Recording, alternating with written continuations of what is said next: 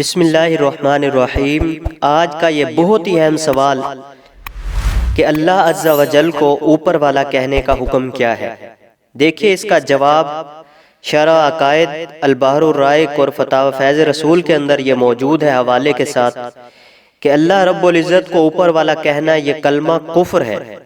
کیونکہ اس میں اللہ تعالی کے لیے جہت کو معین کیا جا رہا ہے اور اللہ پاک کے لیے جہت معین کرنا یہ کفر ہے۔ البتہ اگر کوئی شخص اس جملے سے اللہ پاک کے لیے بلندی اور برتری مراد لیتے ہوئے کہتا ہے تو اس پر حکم کفر نہیں ہے، لیکن پھر بھی ایسا کہنے سے اسے روکا ہی جائے گا۔ حضرت علامہ سعد الدین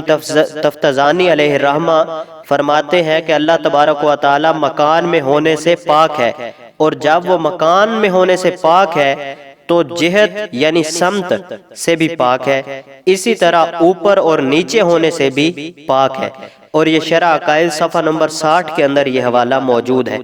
اور اگلا حوالہ البحر الرائق کی جلد نمبر 5 صفحہ نمبر 203 کے اندر حضرت علامہ ابن نجیم مصری رحمت اللہ علیہ نقل فرماتے ہیں جو اللہ عز و جل کو اوپر یا نیچے قرار دے تو اس پر حکم کفر لگایا جائے گا۔ اور فتاوی فیض رسول کی جلد نمبر 1 صفحہ نمبر 2 کے اندر یہ حوالہ موجود ہے، اور فتاوی فیض رسول میں یہ لکھا ہے لیکن اگر کوئی شخص یہ جملہ بلندی اور برتری کے معنی میں استعمال کرے تو قائل پر حکم کفر نہ لگائے، مگر اس قول کو برا ہی کہیں گے اور برے اور قائل کو اس سے روکیں گے، یعنی اس سے منع کریں گے۔ الغرض خلاصہ کلام یہ ہے کہ اللہ رب العزت کو اوپر والا کہنا یہ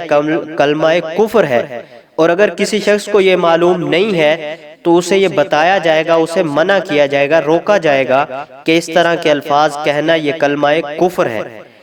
دعا ہے اللہ عز و جل ہمیں بھی عمل کی توفیق عطا فرمائے اور دین مدین پر صحیح معنوں میں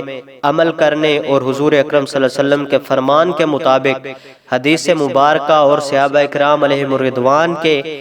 بتائے ہوئے حضور اکرم صلی اللہ علیہ وسلم کے فرمان کے مطابق زندگی اور عمل کرنے کی توفیق و عظیم عطا فرمائے۔ وآخر دعوانا ان الحمد للہ رب العالمین۔